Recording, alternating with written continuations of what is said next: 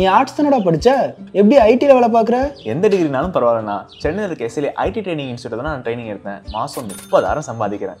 சூப்பர்டா. For IT training and placement contact 8870767784.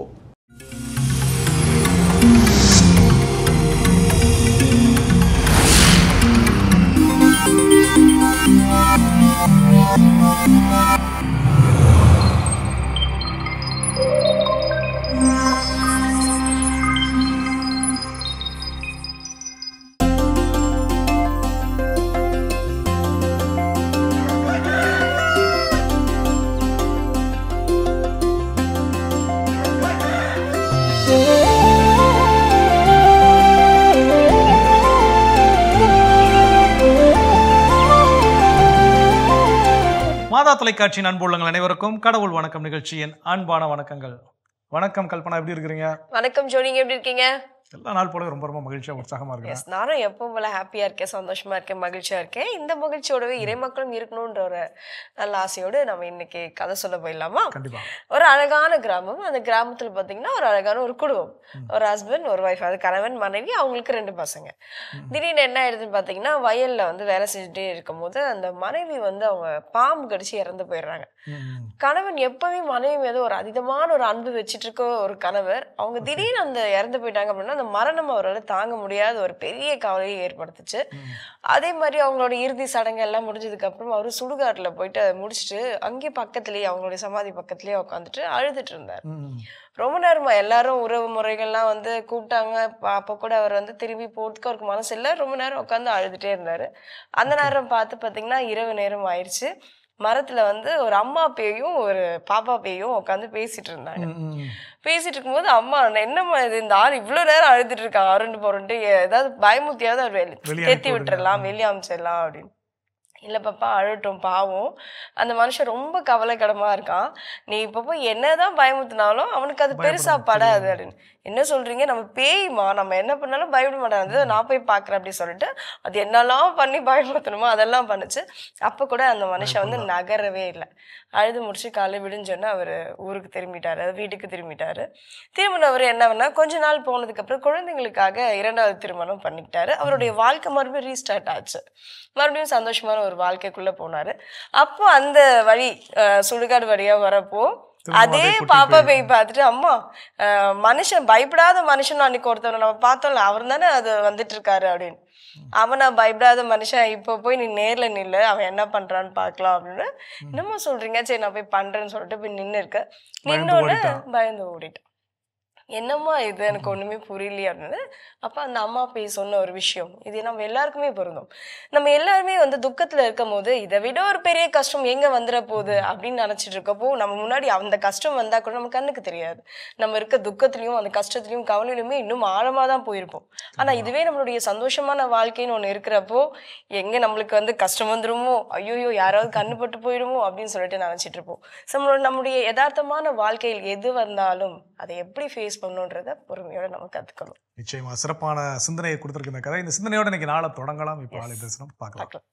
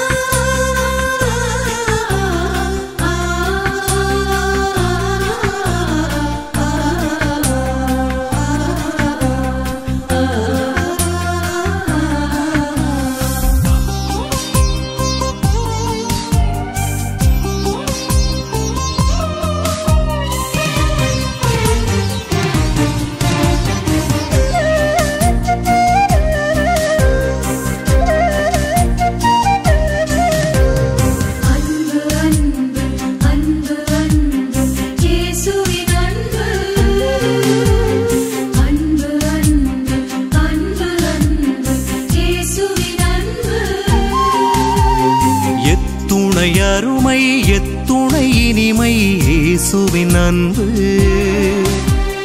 எத்துணை அருமை எத்துணை இனிமை இயேசுவின் அன்பு. அதை சுவைத்து மகிழ்வோமே, அவர் போல் அன்பில் வளர்வோமே. அதை சுவைத்து மகிழ்வோமே, அவர் போல் அன்பில் வளர்வோமே. எத்துணை அருமை எத்துணை இனிமை இயேசுவின் அன்பு, எத்துணை அருமை எத்துணை இனிமை இயேசுவின் அன்பு, இயேசுவின் அன்பு.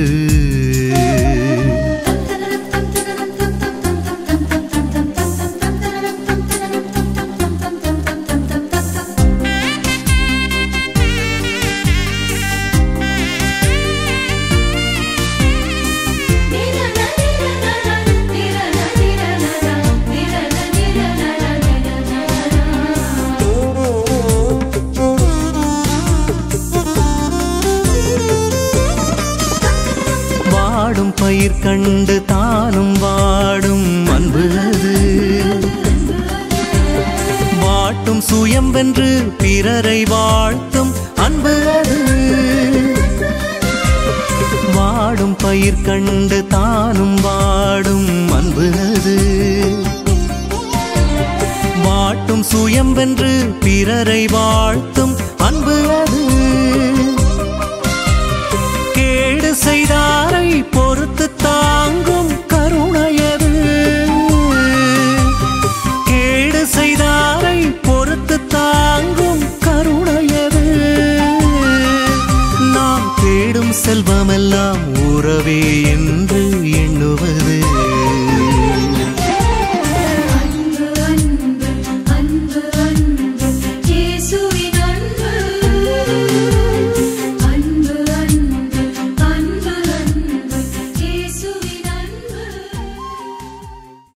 அற்புதமான ஆலய தரிசனம் பார்த்துட்டோம். எஸ், இந்த இனிய காலை வேளையில் ஜோ ஒரு உற்சாகமான இந்த நாளை நம்ம ஸ்டார்ட் பண்ணிட்டோம் இல்லையா? அதே மாதிரி இன்றைய நாள் இந்த தளத்துல இருந்து நம்ம என்ன கடத்தி கொண்டு போக போறோம்? ஸோ இன்னைக்கான சிந்தனை என்னன்னா, எல்லாருமே ஏதோ ஒரு நிறுவனத்திலேயோ இல்லை ஏதோ ஒரு அலுவலகத்தில் ஏதோ ஒரு வேலையை என்ன பண்ணிட்டு இருக்கோம், நம்ம செஞ்சுட்டு இருக்கிறோம். அது வந்து நம்மளுடைய சொந்த நிறுவனமாக இருக்கலாம், இல்லை ஒரு பிற நிறுவனத்தில் நம்ம என்ன பண்ணலாம், வேலை பார்த்து கொண்டு இருக்கலாம், பள்ளி கல்லூரி என்ன பணி செஞ்சாலும் சரி. அப்போ இங்கே நம்மையும் அறியாமல் சில நேரங்களில் நாம் செய்யக்கூடிய சில தவறுகள் அப்படின்னு சொல்லி இருக்குது. சில தவறுகள் இல்லை, பல தவறுகள் நிறைய இருக்குது. அதில் ஒரு சில முக்கியமான விஷயங்கள் இதிலெல்லாம் நம்ம கண்டிப்பாக கவனம் செலுத்தி அந்த தவறை திருத்தி ஆக வேண்டும். அப்போ அது என்ன அப்படிங்கிறத இன்னைக்கு சிந்திக்க போறோம். அப்போ அதில் முதல் விஷயம் என்னன்னா, ஒரு அலுவலகத்தில் வேலை பார்க்குறோம் அப்படின்னா, இப்போ நம்மளுடைய அலுவலகத்தில் என்ன அப்படின்னா 9:30 நம்மளுடைய அலுவலகம் நேரம் தொடங்கக்கூடிய நேரம். அப்போ அந்த 9:30க்கு முன்னதாக அலுவலகத்திற்கு வந்திருக்க வேண்டும். சில நேரங்களில் சொல்லுவாங்க, நம்ம அலுவலகத்தில் சில நேரம் ஃபாதர்ஸ் பேசுகிறப்ப சொல்லுவாங்க 9:30 தாண்டி சில பேர் லேட்டாக இருப்போம். இந்த அலுவலகம், இதே அலுவலகம் சில ஆண்டுகளுக்கு முன்னதாக 9 மணிக்கு தொடங்கி என்ன பண்ணுச்சு, செயல்பட்டுச்சு. அப்பவும் 9:10 9:15 வந்த ஆட்கள் இருந்தாங்க. சரி, அவங்க 9:15 வரைக்கும் லேட்டாக வராங்களே, அப்போ 9:30 ஆஃபீஸ் டயத்தை மாற்றினா வர்றவங்களுக்கு ஓகே, லேட்டுன்னு கணக்கு வராது, நமக்கும் இருக்குமே. அப்போ 9:15 வரைக்கும் அவங்களால வர முடியுதுல்ல, நம்ம ஒரு 9:30 வரைக்கும் என்ன பண்ணலாம், ஆஃபீஸை தொடங்கலாம்னு சொல்லி 9 வரைக்கும் மாற்றின பிறகு இப்போ ஆட்களுடைய வருகை இன்னைக்கு என்ன ஆகிப்போச்சுன்னா 9:45 வரைக்கும்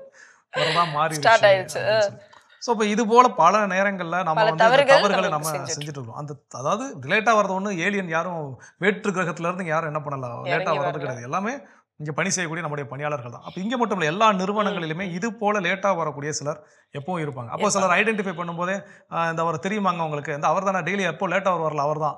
ஸோ அவங்க அடையாளம் என்ன ஆயிரும்னா, அவங்க தாமதமாகத்தான் வருவார்கள் அப்படிங்கிற ஒரு சில விஷயங்கள். அப்போ அலுவலகத்திற்கு தாமதமாக வருவது, அது படிக்கக்கூடிய நிலையில நம்ம ஒரு மாணவராக இருந்தாலும் சரி, பணி செய்யக்கூடிய நிலையில நம்ம இருந்தாலும் சரி, எங்க இருந்தாலும் அந்த டைம் கீப் அப் கரெக்டா நம்ம சரி செய்ய வேண்டும். எஸ், கண்டிப்பா. இன்னும் இது போன்ற பல காரியங்களை குறித்து நம்ம தொடர்ந்து பேசுவோம். படுத்த பகுதி பார்க்கலாம்.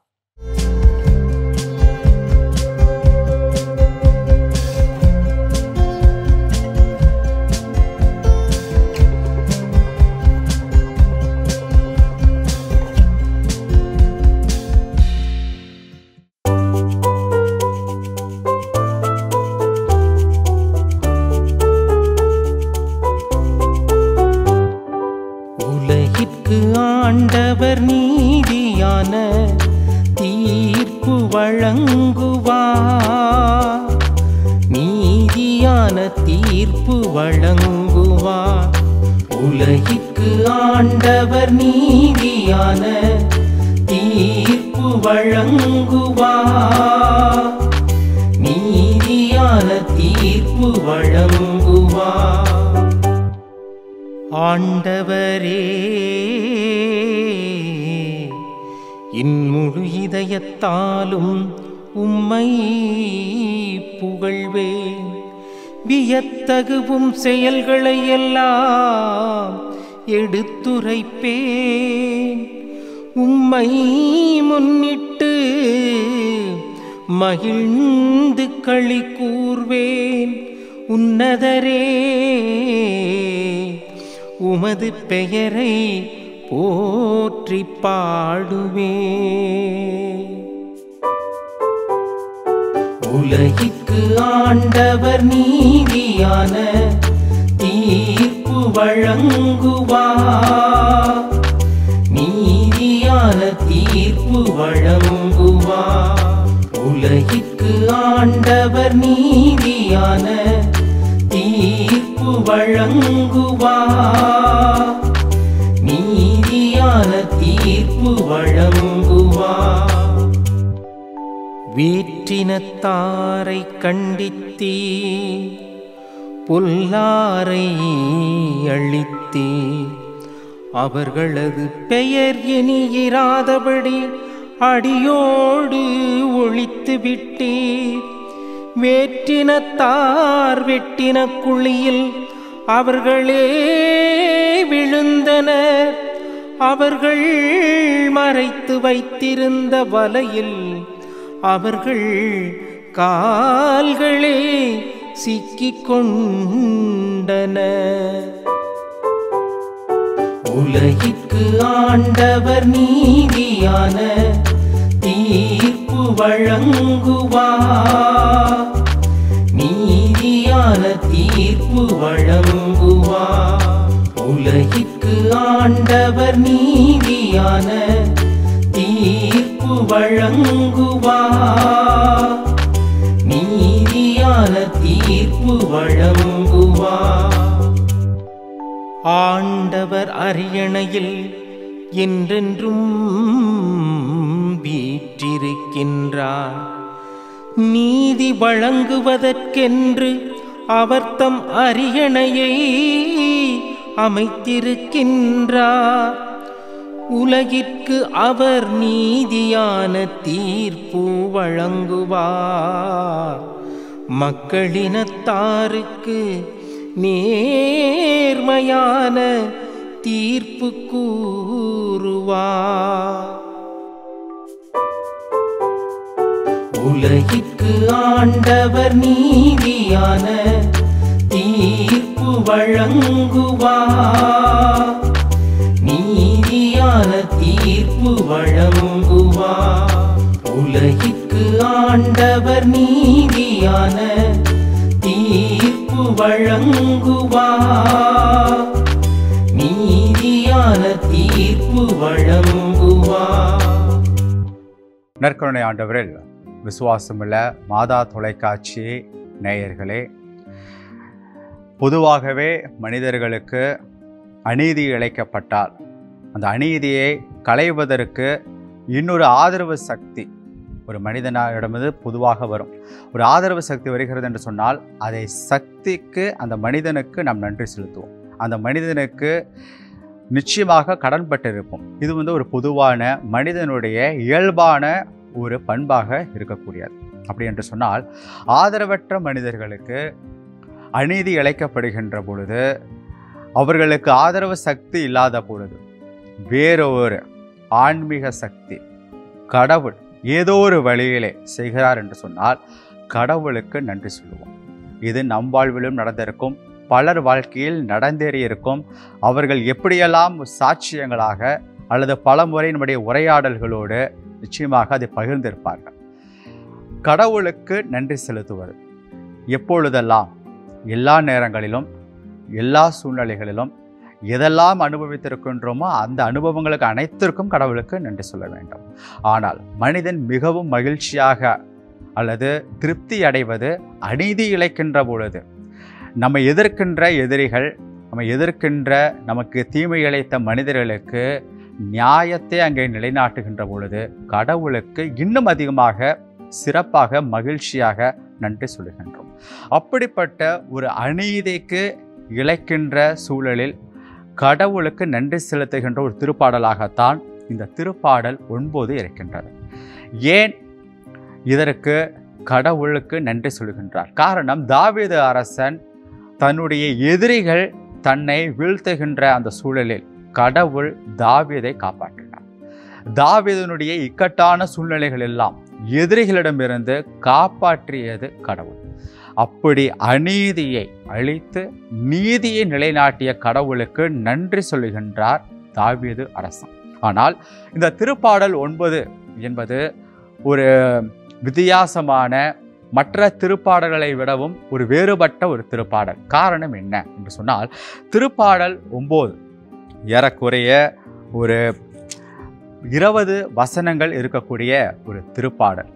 இதில் முதல் வசனம் இது எபிரேய மொழியில் இருக்கின்ற அந்த எழுத்து வரிசையில் உருவாக்கப்பட்ட ஒரு திருப்பாடல். உதாரணத்திற்கு முதல் எழுத்து எபிரேய மொழியில் எதுவோ அந்த எழுத்தில் ஆரம்பிக்கப்பட்டது முதல் வசனம். இரண்டாவது வசனம் எபிரேய மொழியினுடைய இரண்டாவது எழுத்திலிருந்து ஆரம்பிக்கப்பட்டிருக்கின்றது. இப்படி ஒவ்வொரு எழுத்தாக, ஒவ்வொரு வசனமாக இது உருவாக்கப்பட்டிருக்கின்ற ஒரு வித்தியாசமான ஒரு கட்டமைப்பை கொண்ட ஒரு திருப்பாடல் தான் இது.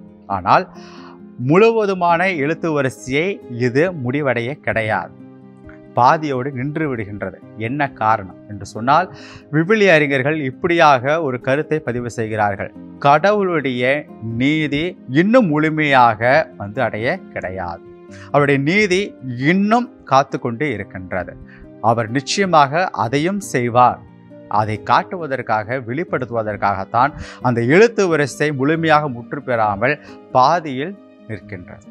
அதோடு சேர்ந்து இந்த திருப்பாடல் 9 வெறும் ஒரு தனியான திருப்பாடலாக பார்க்க முடியாது. காரணம், இது திருப்பாடல் 9ஐயும் இதற்கு பின்வருகின்ற திருப்பாடல் 10 இது இரண்டையும் இணைத்து தான் பார்க்க முடியும். இரண்டும் கலந்த ஒரு திருப்பாடலாகத்தான் இது இருக்கின்றது.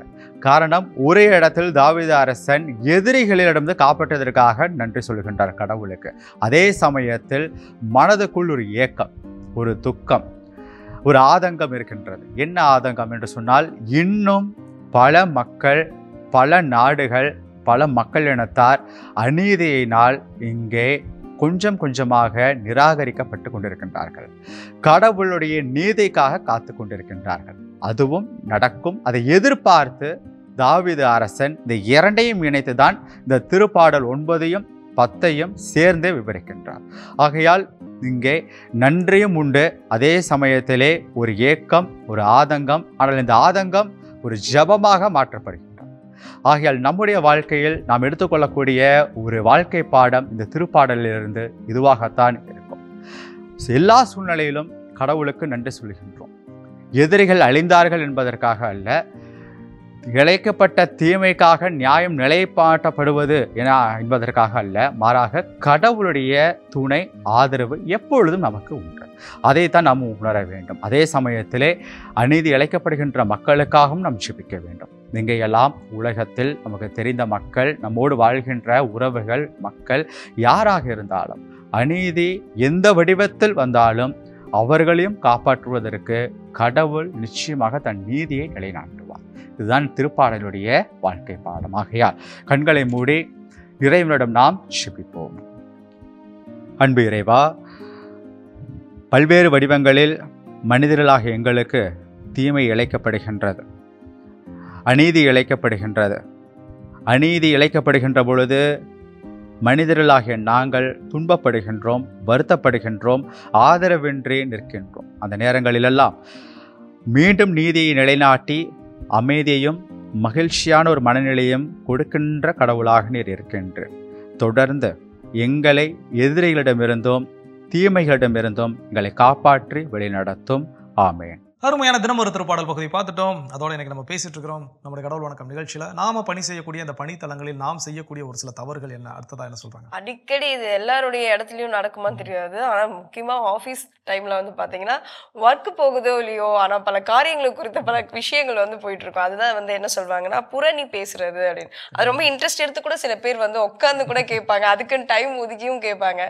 லஞ்ச் டைம்ல சாப்பிட்றாங்களோ இல்லையோ, ஆனா பல பேருடைய கருத்துக்கள் வந்து ஒப்பீனியன் அப்படின்னு சொல்லிட்டு இந்த புறம் பேசுறதன் வழியா வந்து போயிட்டு இருக்கோம். அது வந்து பெரிய தவறாக பார்க்கக்கூடிய ஒன்று. நம்ம ஆஃபீஸ் டைம்ல நம்ம செய்யக்கூடிய ஒரு பெரிய தவறா என்ன அப்படின்னா மற்றவர்களை பத்தி புறம் பேசுறது. நிச்சயமா புறம் பேசுதலும் தவறு, புறம் கேட்டலும் தவறு, ரெண்டுமே தப்பு. இது நம்ம பல நேரங்களில் கடவுள் வணக்கத்தை சொல்லியிருக்கிறோம். ஆனால் நான் சில நேரங்களில் புறம் கேட்டல் அப்படிங்கிற ஒரு விஷயத்தில் வந்து நான் பண்ணியிருக்கிறேன், இல்லைன்னா நான் சொல்ல மாட்டேன். எப்போ அப்படின்னா அந்த விஷயத்தோட உண்மைத்தன்மை என்னன்னு எனக்கு தெரியும். ஆனால் எனக்கு உண்மை தெரியும்னு சொல்லி நம்மக்கிட்ட வந்து கதை சொல்கிறவங்க என்ன பண்ணுவாங்க, அவங்களுக்கு தெரிஞ்சிருக்காது. அவங்க என்னமோ அப்படியே உண்மையாக சொல்கிற மாதிரியே என்ன பண்ணுவாங்கன்னா கதையை நம்மக்கிட்ட மானிய தேனை பொன்மானையெல்லாம் போட்டு கதை சொல்லுவாங்க. நம்ம சிரிச்சுக்கிட்டே அப்படியா, ஏன்னா நமக்கு அது என்ன நடந்துச்சு எக்ஸாக்டா, மேபி அந்த சூழ்நிலையில நம்ம அங்க இருந்திருப்போம், இல்ல அந்த சூழல்ல நம்மளுடைய நண்பர், நெருங்கிய நண்பர் யாராவது ஒருத்தங்க இருந்து அந்த சூழல் என்ன அப்படிங்கறத நமக்கு விளக்கி சொல்லியிருப்பாங்க. அது உண்மைத்தன்மை என்னன்னு நம்மளுக்கு தெரிஞ்சு அது கேட்கறதுக்கு காரணம் என்ன? பேசுமவனே நீ என்ன, நீ எவ்வளவுலாம் கதை சொல்ற, நீ எந்த மாதிரிலாம் கதை சொல்ற, உன்னுடைய கற்பனை திறன் எந்த அளவுக்கு இருக்குது. சோ முடிஞ்சதுக்கு அப்புறம் சொல்லிடுவான், அன்னைக்கு நிகழ்வுல நானும் இருந்தேன், இது அங்க நடக்கவே இல்லை அப்படின்னு சொல்லிட்டு.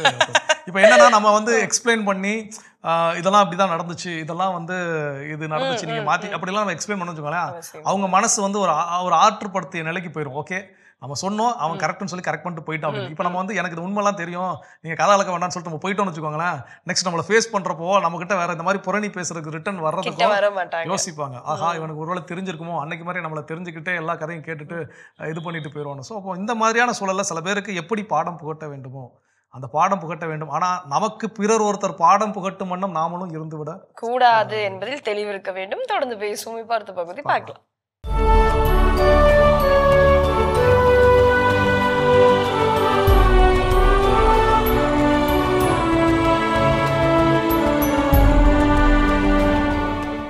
அக்டோபர் 10 புனித தானியேல் கொம்பானி. இத்தாலி நாட்டிலுள்ள கார்டா பகுதியில் வாழ்ந்த லூயிஜி டோமினிகா பெற்றோருக்கு கிபி 1831 மார்ச் 15 பிறந்தார் தானியேல் கொம்பானி. பெற்றோரினால் இறைபக்தியோடு வளர்க்கப்பட்ட இவர் கிபி 1854 குருத்துவ பயிற்சி பெற்று அருட்குருவானார். கிபி 1857 நற்செய்தி அறிவிப்பு பணிக்காக ஆப்பிரிக்கா சென்ற அருட்தந்தை தானியேல் கொம்பானி நோய்வாய்ப்பட்டு 1859 தன் தாய்நாடு திரும்பினார். கிபி 1861 முதல் 1864 வரை தான் பயின்ற கல்லூரியில் பேராசிரியராக பணி செய்த இவர் ஆப்பிரிக்க மக்களுக்கு நற்செய்தி அறிவிப்பது பற்றியும் அம்மக்களின் முன்னேற்றம் பற்றியும் சிந்தித்துக் கொண்டிருந்தார். France, Spain, Austria, Germany, England போன்ற நாடுகளுக்கு சென்று ஆப்பிரிக்க மக்களின் நல்வாழ்விற்காக நிதி திரட்டிய அருட்தந்தை தானியேல் கொம்பானி ஆப்பிரிக்க மக்களுக்கு பணி செய்வதற்காக கிபி 1867 இருபால் துறவற சபைகளை நிறுவினார். ஆப்பிரிக்காவில் கிறிஸ்தவம் தழைத்திட தேவையான ஏற்பாடுகளை திருச்சபை மேற்கொள்ள வேண்டும் என்று திருத்தந்தைக்கு கடிதம் எழுதிய அருட்தந்தை தானியேல் கொம்பானியினை திரு அவை ஆப்பிரிக்க மக்களின் திருத்தூதராக அறிவித்தது. கிபி 1877 ஆப்பிரிக்க நாட்டில் ஆயராக நியமனம் செய்யப்பட்ட மேதகு தானியேல் கொம்பானி அந்நாட்டு மக்களுக்கு கண் துஞ்சாது இறைப்பணிகள் செய்து கிபி 1881 அக்டோபர் 10 விண்ணகமடைந்தார். மத்திய ஆப்பிரிக்காவின் முதல் ஆயராக நியமிக்கப்பட்டு ஆப்பிரிக்காவின் மக்களுக்கு இறைபணிகள் செய்து அம்மக்களின் வாழ்வில் ஒளியினை ஏற்றி வைத்த ஆயர் தானியேல் கொம்பானியினை திருத்தந்தை 2ஆம் ஜான் பால் 2003ஆம் ஆண்டு அக்டோபர் மாதம் 5ஆம் நாள் புனிதராக உயர்த்தினார். புனித தானியேல் கொம்பானி திருவிழாவினை கொண்டாடுகின்ற நாம் எளிய மக்கள் வாழ்வில் முன்னேறுவதற்கு உதவிகள் செய்து அவர்களின் நல்வாழ்விற்காக ஜெபிப்போம். மிக சிறப்பான பகுதி இன்றைய புனிதர் நம்ம பார்த்துட்டோம் ஜோ. எஸ், இன்று நம்ம பேசிட்டு இருக்கோம் அலுவலகத்தில் நாம் செய்யக்கூடிய தவறுகள் என்னென்ன அப்படின்னு சொல்லிட்டு. அறிந்தும் அறியாமலும் எல்லாம் கிடையாது, இது நம்ம பல பேர் தெரிஞ்சே செஞ்சுட்டு இருக்கோம் காரியம் தான். அடுத்ததா என்ன? ஸோ அடுத்ததாக சொல்லக்கூடிய விஷயம் என்னன்னா, நம்ம அலுவலகங்களில் இந்த புவர் கம்யூனிகேஷன்ஸ் என்ன அப்படின்னா, ஒன்று யார்கிட்டையும் பேசாமல் இருக்கிறது. ஸோ அவங்க வருவாங்க, அவங்க உண்டு வேலை உண்டு அப்படின்னு சொல்லி போயிடுவாங்க. யார்கிட்டையும் பெருசாக என்ன பண்ண மாட்டாங்க, கம்யூனிகேட் பண்ணியிருக்க மாட்டாங்க, பேசியிருக்க மாட்டாங்க, பழகி இருக்க மாட்டாங்க. இதுவும் தவறான ஒரு அலுவலகம் அப்படின்னு வந்துருச்சுனாலே நம்ம எல்லாருமே ஒன்றிணைந்து வேலை செய்வதற்கு தான் அங்கே வந்திருக்கிறோம். ஸோ அப்போ அவங்களோட பேசுறது, அவங்களோட ஒரு உறவுகளை ஏற்படுத்திக் கொள்வது, இதெல்லாம் வந்து ரொம்ப ரொம்ப நல்லது. இப்போ எப்படி பள்ளியில் படிக்கக்கூடிய காலத்தில் நமக்கு ஒரு நட்பு வட்டாரம் இருந்துச்சு, அது போல பணி செய்யக்கூடிய இடத்துல ஒரு நட்பு வட்டாரம் கிடைக்கும். கண்டிப்பா FM ரேடியோவில் ஒர்க் பண்ணிட்டு இருக்கும் போது ஃப்ரெண்டு ஆறுமுக பெருமாள்னு ஒருத்தர் உண்டு, ரொம்ப நெருங்கிய நண்பர். அப்போ அவருக்கு நான் ஃபோன் பண்ணாலே அவன் ஃபோன் பண்ணி எடுத்த உடனே கேட்குற மொதல் விஷயம் டியூட்டி சாட் எங்களுக்கு போடுவாங்க. ஒவ்வொரு மாதத்துக்கான டியூட்டி சாட், யார் யார் என்னன்னைக்கு டியூட்டிக்கு வரணும் அப்படின்னு சொல்லி. அப்போ அந்த டியூட்டி சாட் போட்ட கொஞ்ச நேரத்தில் நான் அவருக்கு ஃபோன் பண்ணுறேன் அப்படின்னா அவர் எடுத்து காதில் வச்சுன்னா என்ன மச்சான் அப்படின்லாம் கேட்குறது கிடையாது. என்ன மச்சான் என்னன்னைக்கெல்லாம் டியூட்டி சேஞ்ச் பண்ணணும். ஸோ அப்போ இதுதான் அந்த ஒரு நம்மளோட இருக்கக்கூடிய பாண்ட். கண்டிப்பா கண்டிப்பா ஒருத்தர் நம்ம பேசி நம்ம என்ன எதுக்காக நம்ம கால் பண்றோம், நம்மளுடைய தேவை என்ன, எல்லாம் அவங்களுக்கு என்ன இருக்குன்னா அந்த பாண்டிங் இருக்கப்போ நம்மளுக்கு பல தெரியாத விஷயங்களுக்கு கத்துக்கிறதுக்கான ஒரு வாய்ப்புகள் நிறைய இருக்கு. நான் யார்கிட்டையும் பேச மாட்டேன், நான் அலுவலகத்துக்கு போறேன், ஏன் உண்டு என் வேலை உண்டு அப்படின்னு இருக்கிறத காட்டிலும் எல்லார்ட்டையும் கொஞ்சம் சிரிச்சு பேசி ஒரு நட்பை உருவாக்கி கொள்வதில் தவறு இல்லை. எஸ், கண்டிப்பா நம்ம இன்னும் தொடர்ந்து பேசுவோம். இப்ப அடுத்த பகுதி பார்க்கலாம்.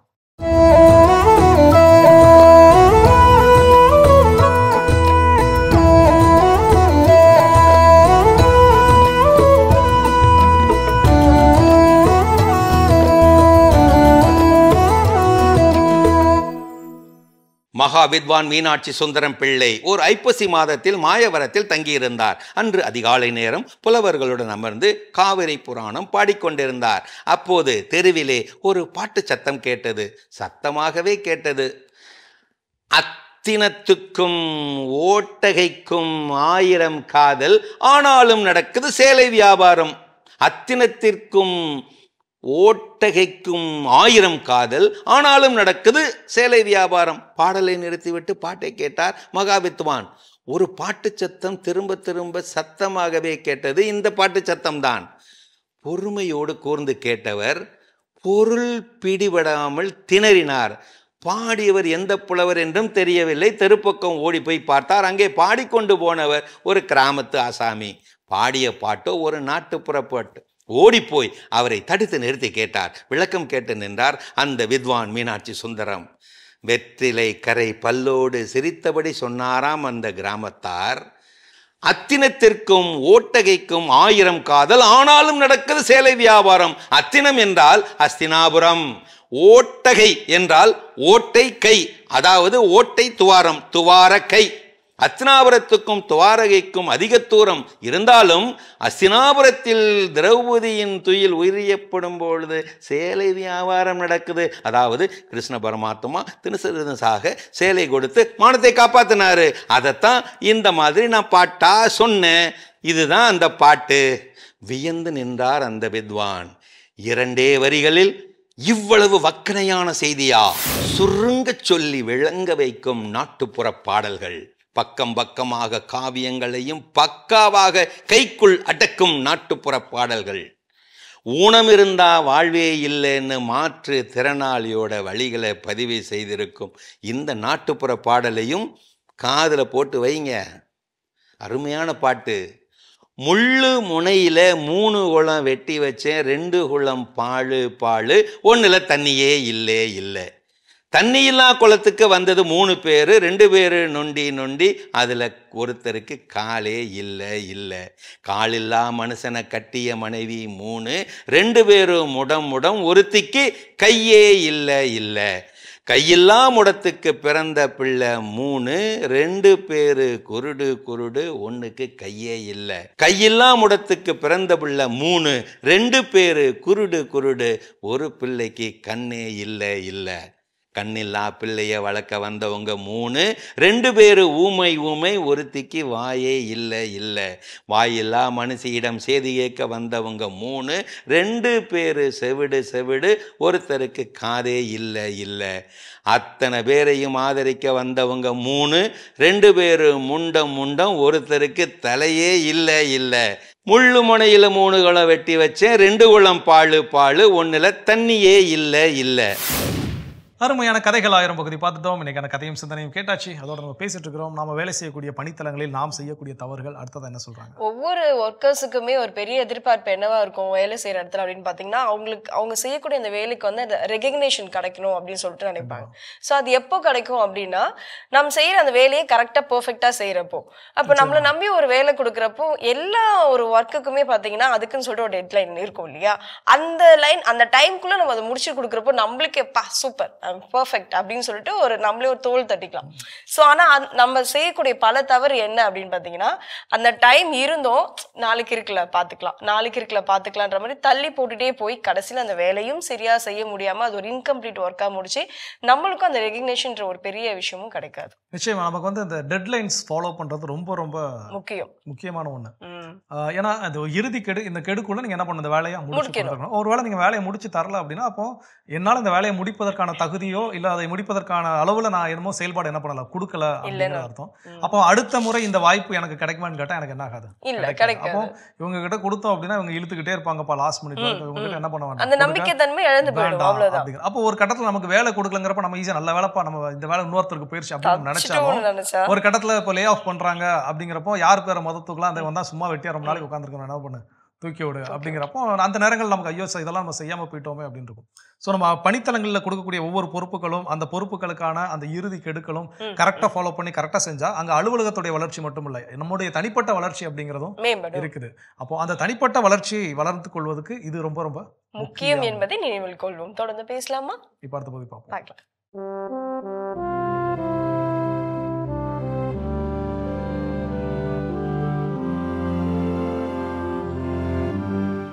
அன்புக்குரியவர்களே, ஆண்டவர் இயேசுவின் இனிய திருப்பெயரில் உங்களை அன்போடு வாழ்த்துகின்றேன். இயேசுவின் ஆளுமை என்னும் தொடரில் இன்று முதல் இயேசு ஒரு நல்ல ஆசிரியர் என்னும் தலைப்பின் கீழ் சில செய்திகளை உங்களோடு பகிர்ந்து கொள்ள விரும்புகின்றேன். இயேசுவுடைய பணிகளில், அவரது முப்பெரும் பணிகளில் தலையான பணியாக, முதன்மை பணியாக ஆசிரிய பணி, கற்றுத்தரும் பணி அமைந்தது என்னும் வியப்பான செய்தியை மத்தேயு நற்செய்தியில் நாம் காண்கிறோம். மத்தேயு நற்செய்தி 4ஆம் அதிகாரம் 23வது இறைமொழியில் அவருடைய பணியை பற்றி சொல்லப்பட்டிருக்கிறது. இயேசு கலிலேய பகுதி முழுவதும் சுற்றி வந்தார், அவர்களுடைய தொழுகை கூடங்களில் கற்பித்தார், விண்ணரசு பற்றிய நற்செய்தியை பறைசாற்றினார், மக்களிடையே இருந்த நோய் நொடிகள் அனைத்தையும் குணமாக்கினார். கற்பித்தார், பறைசாற்றினார், குணமாக்கினார். கற்பித்தார், டீச்சிங் மினிஸ்ட்ரி. பறைசாற்றினார், ப்ரொக்ளமேஷன் மினிஸ்ட்ரி. குணமாக்கினார், ஹீலிங் மினிஸ்ட்ரி. 3 வகையான பணிகளை இயேசு செய்தார் என்று மத்தேயு இங்கே பதிவு செய்திருக்கிறார். இதில் முதன்மையான பணியாக கற்பித்தார். எனவே கற்றுக் கொடுப்பது என்பது இயேசுவின் முதன்மை பணியாக இருந்தது. இந்த வரிசைப்படி மத்தேயு எழுதியிருக்கிறார். கற்பித்தார், பறைசாற்றினார், குணமாக்கினார். இது தற்செயலாக நடக்கவில்லை, வேண்டுமென்றே செய்யப்பட்டிருக்கிறது என்பதை 2வது முறையாக இதே பதிவு உறுதி செய்கிறது. மத்தேயு நற்செய்தி 9ஆம் அதிகாரம் 35வது இறை வார்த்தை. அதில் சொல்லப்பட்டிருக்கிறது, இயேசு நகர்கள் சிற்றூர்கள் எல்லாம் சுற்றி வந்தார், எங்கும் அவர்களுடைய தொழுகை கூடங்களில் கற்பித்தார், விண்ணரசை பற்றிய நற்செய்தியை பறைசாற்றினார், நோய் நொடிகள் அனைத்தையும் குணமாக்கினார். ஆகவே கற்பித்தார், பறைசாற்றினார், குணமாக்கினார் என்று 2 இடங்களில் இதே வரிசைப்படி மத்தேயு பதிவு செய்திருக்கிறார். 3 பணிகளும் முக்கியமான பணிகள், 3ஐயும் இயேசு செய்தார். ஆனால் முதலில் வருவது கற்றுக் கொடுத்தார், கற்பித்தார். எனவே ஆசிரிய பணி, அந்த பணியை இயேசு ஒரு முதன்மையான பணியாக வைத்தார். முதலில் கற்றுக் கொடுக்கின்றார், அதன் பிறகு உணவு கொடுக்கின்றார், அதன் பிறகு நலப்படுத்துகின்றார் என்று பல இடங்களில் நாம் பார்க்கிறோம். இயேசு ஒரு ஆசிரியராக இருந்தார். நல்ல ஆளுமைகள் கற்றுக் கொடுக்கிறார்கள், நல்ல தலைவர்கள் பிறருக்கு கற்பிக்கிறார்கள். அவர்களிடமிருந்து நாம் நல்லவற்றை கற்றுக்கொள்கிறோம். ஒருவரிடமிருந்து கற்றுக்கொள்வதற்கு ஒன்றுமே இல்லை என்றால் அவர் ஒரு தலைவர் அல்ல, அவர் ஒரு ஆளுமை அல்ல. நல்ல ஆளுமைகள் பிறருக்கு நல்லவற்றை கற்றுக் கொடுக்கிறார்கள். இயேசு ஒரு தலைசிறந்த ஆசிரியராக, போதகராக விளங்கினார்.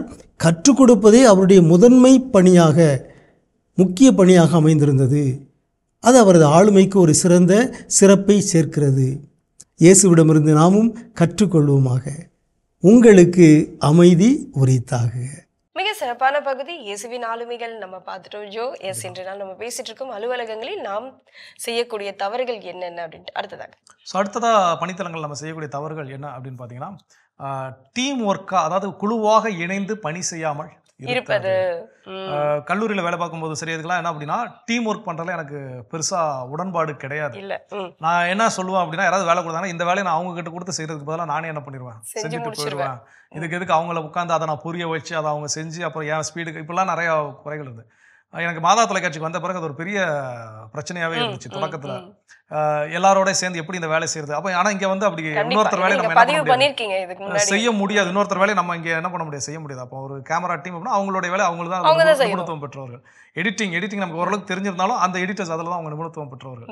அப்போ இங்கே வந்து ரொம்ப ஸ்ட்ரகிள் பண்ண வேண்டிய ஒரு சூழல் தொடக்கத்தில் இருந்துச்சு. ஆனால் அதன் பிறகு இங்கே குழுவாக இணைந்து அந்த பணி செய்யக்கூடிய அனுபவம் வரப்போ, இப்போ கடந்த டிவைன் சிங்கர் நிகழ்ச்சியெல்லாம் நம்ம பார்த்துட்டு இருப்போம். இப்போ இதெல்லாம் வந்து செய்கின்ற பொழுது ஓகே, நம்ம அந்த குழுவாக இணைந்து செய்கிறப்போ இன்னும் அது அதிகப்படியான ஒரு அவுட்புட் கிடைக்கும். இன்னொன்று நமக்கு இந்த ப்ரெஷர், அந்த ஸ்ட்ரெஸ் அப்படிங்கிறது இருக்காது. ஏன்னா எல்லா வேலையும் நம்மளே தலையில தூக்கி போட்டு செய்கிறப்போ சில விஷயங்கள் மறந்துடுவோம். அப்புறம் திடீர்னு ஞாபகம், ஐயோ அதை மறந்துட்டோமே அப்படின்னு நினைப்போம். அந்த மாதிரியான பிரச்சனைகள் இருக்காது. அப்போ அந்த டீம் ஒர்க்கை நான் இக்னோர் பண்ணுறேன், நான் பணி செய்யக்கூடிய இடங்களில் பிறரோடு இணைந்து பணி செய்ய நான் மறுக்கிறேன் அப்படின்னா அது பிரச்சனைக்குரிய ஒன்று. அதை கண்டிப்பாக தவிர்த்து கொள்ள வேண்டும் என்பதை நினைவில் கொள்ளலாம். இன்னும் தொடர்ந்து பேசுவோம் ஒரு சின்ன பிரேக்கு.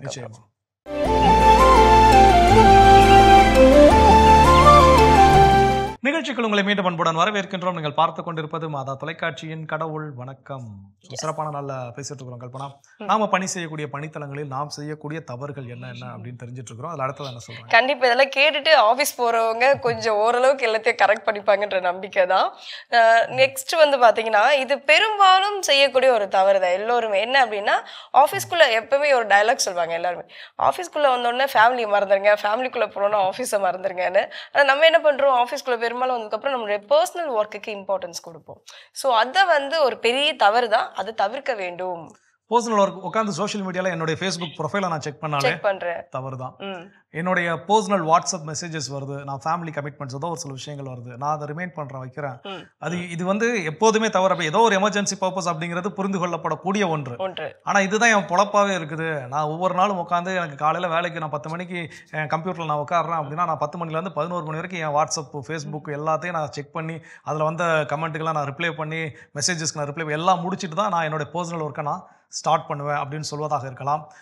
ஒரு அழகான ஒரு ஒரு ஒரு மெசேஜ் வந்து சோஷியல் மீடியாவில் வந்து ஐ திங்க் ரொம்ப நாளைக்கு முன்னாடி அது படித்த ஒரு செய்தி. ஒரு அலுவலகத்தில், அந்த அலுவலகத்தில் வேலை செய்யக்கூடிய எம்ப்ளாயியை ஒரு அலுவலகம் எப்படி வைத்திருக்க வேண்டும் அப்படிங்கிறத ஒரே வாரத்தில் எப்படி எக்ஸ்பிளைன் பண்ணுவீங்கன்னு ஒருத்தர்கிட்ட கேட்குறாங்க. அவர் வந்து ஒரு நிறுவனத்தினுடைய ஓனர், அவர் முதலாளி.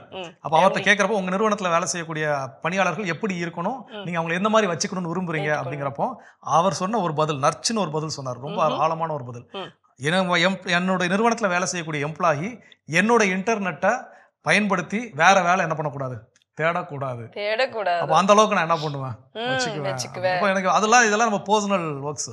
எனக்கு இன்னொரு வேலை நம்ம ஒரு சுவிட்ச் ஓவராக பிளான் பண்ணுறோம் அப்படின்னா, அப்போ அதற்கான வேலை தேடல் அப்படிங்கிறது கண்டிப்பாக உண்டு. அந்த வேலை தேடல் நம்ம எங்கே வச்சுக்கணும், நம்ம அது பர்சனல் ஒர்க். அது அலுவலகத்தில் என்ன பண்ணக்கூடாது, செய்யக்கூடாது. ஆனால் நான் அதை செய்ய விடாத வண்ணம் வச்சுக்குவேன் அவர் பதில் சொன்னார். அந்த பதில் சொன்ன விதம், அந்த வார்த்தை, கையாண்ட வார்த்தைகள் ரொம்ப சிறப்பாக இருந்துச்சு. கண்டிப்பா நம்ம இரு கண்களும் வந்து நான் யார் நம்மளை வந்து பார்க்க போறது அப்படின்னு நம்ம நினைச்சிட்டு என்னென்னவோ பார்த்துட்டு இருக்கோம். பட் எல்லாரும் சுத்தி இருந்து பார்த்துட்டு தான் இருக்காங்க இல்லையா? ஸோ அதுக்கான எல்லா வாய்ப்புமே தட்டி பறிக்கப்படும்ன்றதை நம்ம வந்து ஞாபகம் வச்சுக்கணும். இன்னும் தொடர்ந்து பேசுவோம். அடுத்த பகுதி பார்க்கலாம்.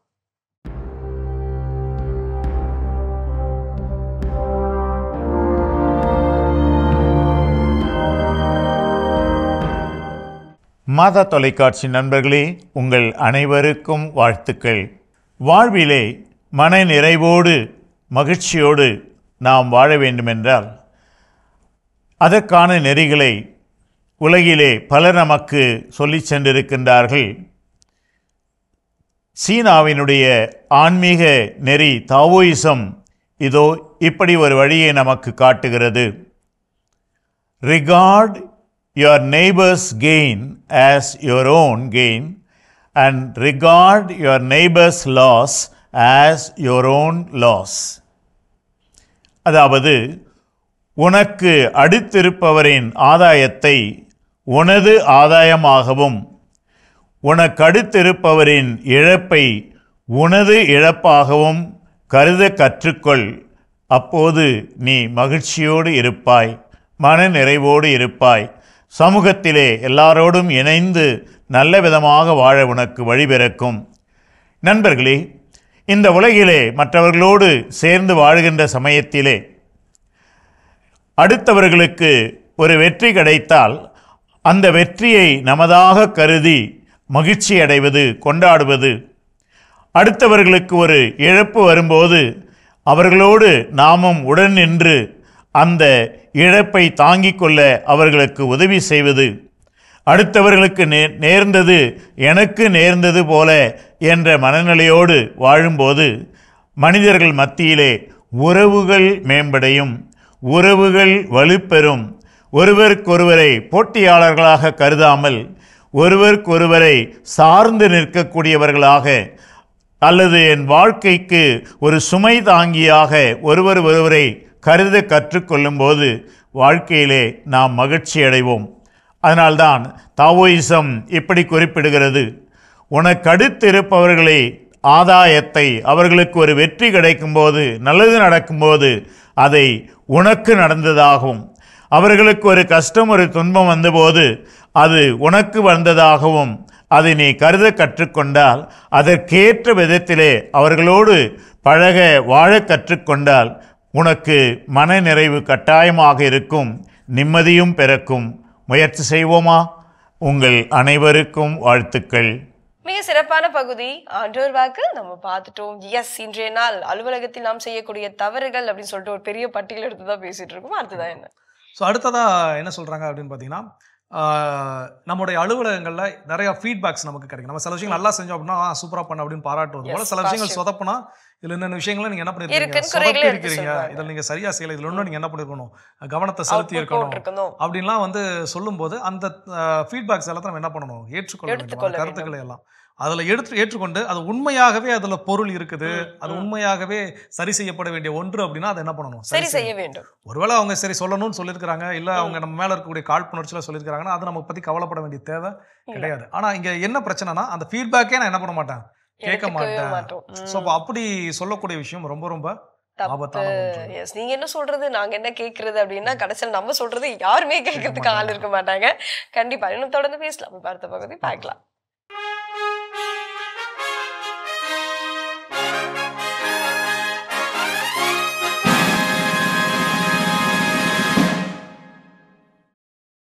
இந்தியராகிய நாம் என்ற இந்த தொலைக்காட்சி தொடரின் வழியாக மீண்டும் ஒரு முறை மாதா தொலைக்காட்சி நேயர்களுக்கு என்னுடைய இனிய வணக்கத்தை அன்போடு தெரிவித்துக் கொள்கின்றேன். இந்தியா என்கிற ஒரு ஒன்றியம், மாநிலங்களின் கூட்டமைப்பு, அதற்கு ஒரு குடியரசுத் தலைவர் இருக்கிறார் என்பதை நாம் பார்த்தோம். அடுத்து எப்படி இந்த குடியரசுத் தலைவர் தேர்ந்தெடுக்கப்படுகிறார் என்பதை பற்றி நாம் பார்க்க வேண்டும். பல நேரங்களில் அவர் மக்களால் நேரடியாக தேர்ந்தெடுக்கப்படுகிறவர் அல்ல. அதனால் நாம் அதில் பெரிய அக்கறை செலுத்துவதில்லை. நம்முடைய எம்பிக்களை, எம்எல்ஏக்களை தெரிவு செய்கிற அளவிற்கு கூட குடியரசுத் தலைவருடைய தேர்தலை பற்றி நாம் அதிக அக்கறை காட்டுவதில்லை. ஆனால் நல்ல குடியரசுத் தலைவர்கள் தான் இந்த நாடு நல்ல குடியரசாக மாற முடியும் என்பதை நாம் ஆழமாக இதயத்தில் பதித்து கொண்டோம் என்றால் அதையும் நாம் உற்று பார்க்க வேண்டும். ஏனென்றால் அவர் யாரால் தெரிவு செய்யப்படுகிறார், பிரிவு ஏறக்குறைய 54, 55, 56, 57 எல்லாம் அதை பற்றி மிக தெளிவாக சொல்லுகின்றன. குறிப்பாக சொல்ல வேண்டும் என்றால், நாம் நம்முடைய அதிகாரத்தை, ஏனென்றால் இந்த நாட்டினுடைய மன்னர்களாகிய குடிமக்களாகிய நாம் நம்முடைய அதிகாரத்தை பிரதிநிதித்துவப்படுத்தி சட்டமன்றங்களுக்கு சட்டமன்ற உறுப்பினரையும் பாராளுமன்றத்திற்கு பாராளுமன்ற உறுப்பினர்களையும் நாம் தேர்வு செய்கிறோம். இவர்கள் சேர்ந்து குடியரசுத் தலைவரை தேர்ந்தெடுக்கிறார்கள். அப்படியானால் குடியரசுத் தலைவரை மறைமுகமாக தேர்ந்தெடுப்பது நாம் தான். நம்முடைய பங்கு அதில் இருக்கிறது. எனவே நல்ல குடியரசுத் தலைவரை தேர்ந்தெடுப்பதற்கு நல்ல எம்எல்ஏக்கள் எம்பிக்கள் தேவை. பாராளுமன்றத்திற்கு தேர்ந்தெடுக்கப்படுகின்ற இரு அவைகளுக்கும் தேர்ந்தெடுக்கப்படுகின்ற அனைத்து மெம்பர்ஸ் ஆஃப் பார்லிமெண்ட் என்று சொல்லப்படுகின்ற மக்கள் பிரதிநிதிகளும் எல்லா சட்டமன்றங்களுக்கும் தெரிவு செய்யப்பட்டிருக்கின்ற சட்டமன்ற உறுப்பினர்களும் இணைந்து எலக்ட்ரல் காலேஜ் என்று ஒன்றை உருவாக்குகிறார்கள். அதாவது தெரிவு செய்யப்படுகிற ஒரு குழு, குடியரசுத் தலைவரை தேர்வு செய்யும் ஒரு குழு உருவாக்கப்படுகிறது. இந்த எலக்ட்ரல் காலேஜினுடைய உறுப்பினர்களாக இருப்பவர்கள் இவர்கள்தான். இவர்கள் இணைந்து குடியரசுத் தலைவருக்கான தேர்தலில் அவர்கள் ஒற்றைச்சாளர் முறைப்படி வாக்கு செலுத்தி குடியரசுத் தலைவர் தேர்தலில் பங்கேற்கிறார்கள். இந்த குடியரசுத் தலைவர் தேர்தலில் இவர்கள் பங்கேற்கிற பொழுது ஒவ்வொரு மாநிலங்களுக்கும் அந்த மாநிலங்களினுடைய மக்கள் தொகையினுடைய எண்ணிக்கைக்கு ஏற்ப அந்த மாநில சட்டமன்ற பிரதிகளுக்கான அவர்களுடைய அந்த வாக்கினுடைய தன்மை இருக்கும். அதனுடைய த பவர் என்று சொல்வார்கள். ஒவ்வொரு வாக்கும் ஒவ்வொரு மாநிலத்திற்கும் அது வித்தியாசப்படும். ஆனால் ஓரளவு அது சரிசமமாக இருக்க வேண்டும் என்றுதான் இந்த எலக்ட்ரல் காலேஜ் அப்போதுதான் சரியாக செயல்பட முடியும் என்பதை பற்றி சொல்கிறது. எனவே நாம் புரிந்து கொள்ள வேண்டியதெல்லாம், நாம் நம்முடைய பிரதிநிதிகளை தேர்ந்தெடுக்கிறோம், அந்த பிரதிநிதிகள் வழியாக குடியரசுத் தலைவரை நாம் தேர்ந்தெடுக்கிறோம். ஒரு வாக்கு செலுத்தி அவர்கள் நம்முடைய பிரதிநிதிகள் வாக்கு செலுத்தி குடியரசுத் தலைவரை தேர்ந்தெடுக்கிறார்கள். சரி, இந்த குடியரசுத் தலைவர் ஒரு முறை வந்துவிட்டார், அடுத்த முறை வரலாமா? இந்திய அரசியலமைப்பு சட்டத்தின்படி அவர் எத்தனை முறை வேண்டுமென்றாலும் தேர்ந்தெடுக்கப்படலாம். ஏனென்றால் வெளிநாடுகளில் பல நாடுகளில் ஜனாதிபதியாக இருப்பவர் 2 முறைக்கு மேலெல்லாம் தெரிவு செய்யப்பட முடியாது என்று அமெரிக்காவில் சட்டமே இருக்கிறது. ஆனால் இந்தியாவில் அப்படியல்ல, மாறாக அவர்கள் தெரிவு செய்யப்படலாம். ஒருவேளை குடியரசுத் தலைவர் அரசியலமைப்பு சட்டத்தை பாதுகாப்பதற்கு பதிலாக அதை அழிப்பதற்கு காரணமாக இருக்கிறார் அல்லது அதை பராமரிக்காமல் இருக்கிறார் என்றால் என்ன செய்வது? அதற்கும் வழிவகை வைத்திருக்கிறது இந்திய அரசியலமைப்பு சட்டம். பிரிவு 61 கீழ் அவரும் பதவி நீக்கம் செய்யப்படலாம். பாராளுமன்றத்தினுடைய 2 அவைகளிலும் அந்த அவருடைய தன்மை விவாதிக்கப்பட்டு அவருடைய தவறுகள் விவாதிக்கப்பட்டு அதன் வழியாக 2 அவைகளிலும் பெரும்பான்மையானவர்கள் வாக்கு செலுத்தி அவரை கண்டிப்பாக பதவி நீக்கம் செய்ய முடியும். இம்பீச்மெண்ட் என்று சொல்வார்கள். ஆனால் அப்படி இந்தியாவில் யாரும் இதுவரை செய்யப்பட்டதில்லை, செய்யப்படக்கூடாது என்பதுதான் நம்முடைய வேண்டுதலாகவும் இருக்கிறது. ஆனால் இத்தகைய குடியரசுத் தலைவர்களை உருவாக்குகிற பொறுப்பில் இருக்கிற நம்முடைய பிரதிநிதிகள் உண்மையான மக்கள் பிரதிநிதிகளாக இருக்க வேண்டும் என்பதுதான் இன்று நம் முன்னால் இருக்கின்ற கேள்வி. உங்களுக்கு தெரியும், இன்றைய பிரதிநிதிகளில் பெரும்பாலான பேர் எப்படிப்பட்டவர்களாக இருக்கிறார்கள்? உண்மையான ஜனநாயகத்தின் மீது, உண்மையான மக்களாட்சி தத்துவத்தின் மீது, உண்மையாக அரசியலமைப்பு சட்டம் செல்லுகின்ற விழுமியங்களின் மீது உண்மையான நம்பிக்கை கொண்டவர்களாக, அதற்காக தங்களுடைய வாழ்வை அர்ப்பணித்த முன்னாள் சொல்லுவோம்ல காமராஜர், கக்கன், இப்படியெல்லாம் இந்த மாதிரி நபர்களாக இருக்கிறார்களா? இல்லை. மக்களை பிளவுபடுத்துகிற, மக்களிடம் வேறுபாடுகளை விதைக்கிற, மக்களாட்சி தத்துவத்தை சீர்குலைக்கிறவர்களாக இருக்கிறார் என்பதை நாம் கேட்டு பார்க்க வேண்டும். அப்போதும் தவறு குடிமக்களிடம்தான் இருக்கிறது.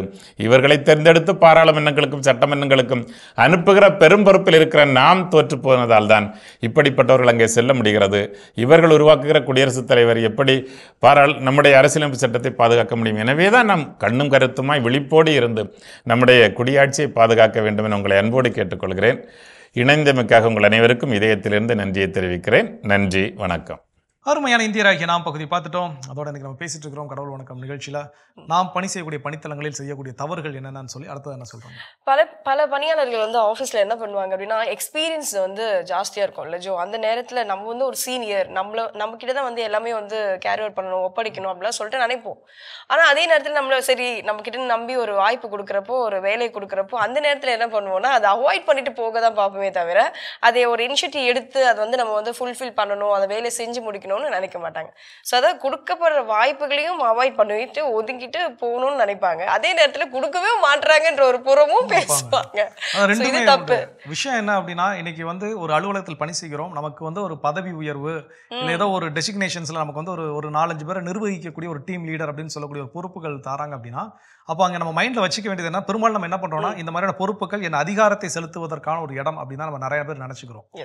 இணைந்து பணி செய்தல் அவ்வளவுதான். அந்த ஒரு விஷயத்துக்கு ஓகே இதுல வந்து நான் சொல்றேன் நீ கேட்கணும் அப்படிங்கறத காட்டிலும் நான் சொல்றேன் ஓகேனா நம்ம என்ன பண்ணலாம் சேர்ந்து செய்யலாம் அப்படிங்கிற மனநிலையில் நாம இதை வேலை செஞ்சோம்னா அப்ப நமக்கு அந்த பொறுப்புகள் கொடுக்கின்ற பொழுது நான் ஓகே இதை நான் செய்யறேங்க, இதை நான் எடுத்து நான் அப்படி நல்லா பண்றேங்க, இந்த வேலையை நான் முன்னாடி நின்று நான் செய்யறேங்க அப்படின்னு நமக்கு வரும். நம்ம இந்த மாதிரி வாய்ப்புகள் வருகின்ற பொழுது இது என்னால செய்ய முடியாது வேணாம்னு நான் தட்டி கழிச்சிட்டு அப்புறம் வெளியே போயிட்டு எனக்கு வாய்ப்பே என்ன பண்ண மாட்டேங்க கொடுக்க மாட்டாங்கன்னு சொல்லவும் நம்ம செய்ய மாட்டோம். ஸோ அப்போ அந்த தவறை திருத்திக் கொள்வது ரொம்ப ரொம்ப நல்லது. தொடர்ந்து பேசலாம், பார்த்த பகுதி பார்க்கலாம்.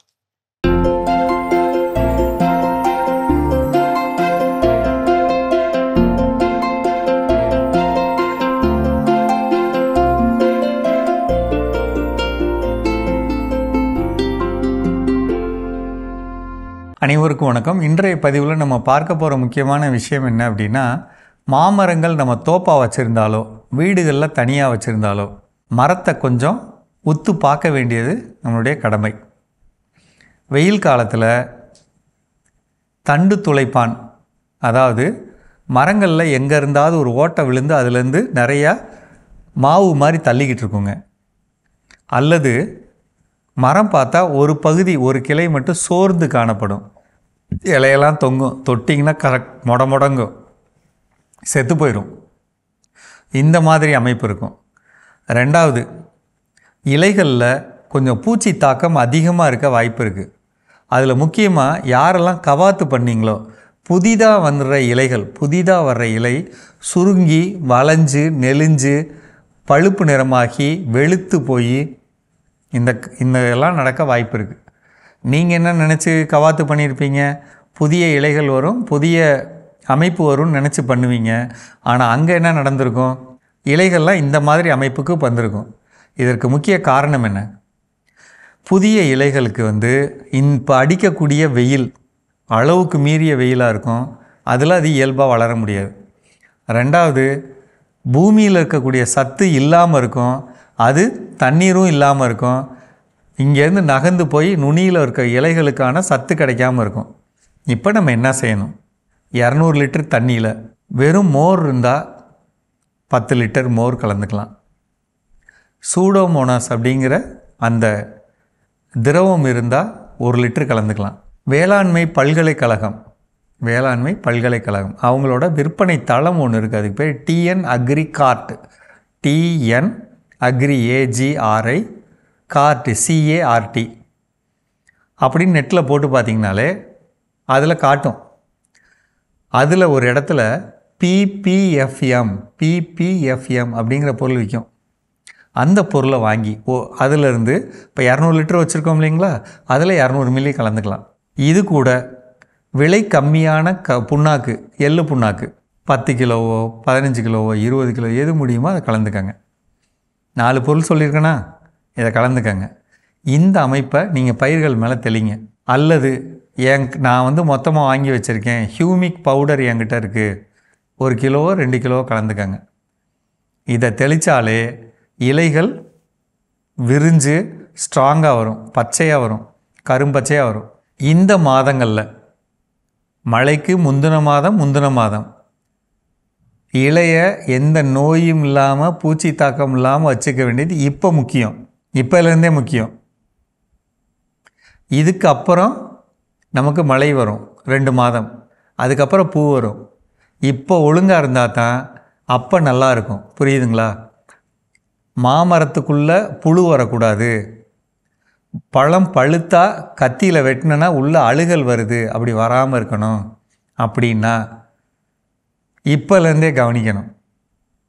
முடிஞ்ச அளவுக்கு இது ஒரு தடவை பண்ணுறீங்களா, அடுத்து 200 லிட்டர் தண்ணியில் ட்ரம்மில் 180 லிட்டர் தண்ணியோட 20 கிலோ அளவுள்ள எருக்கு இலைகளை கையில் க்ளவுஸ் மாட்டிட்டு கண்ணாடி மாட்டிக்கிட்டு உடச்சி பூ தண்டு காயின்னு பிச்சு உள்ளே போட்டு 5 நாள் ஊற வைக்கணும். அந்த தண்ணீரை மேலே மிதக்கிறதெல்லாம் எடுத்து ஒரு மரத்தடியில் போட்டு இன்னொரு 20 லிட்டர் ஊற்றினா 200 லிட்டர் ஆகிடுமா. இதை தெளிங்க. மரங்களுக்கு வேணுங்கிற நுண்ணூட்ட சத்து கிடைக்கும், மரங்களுக்கு வேணுங்கிற பூச்சி தாக்கத்துக்கு எதிராக இருக்கும். நீங்கள் இதை தெளிக்கலாம்.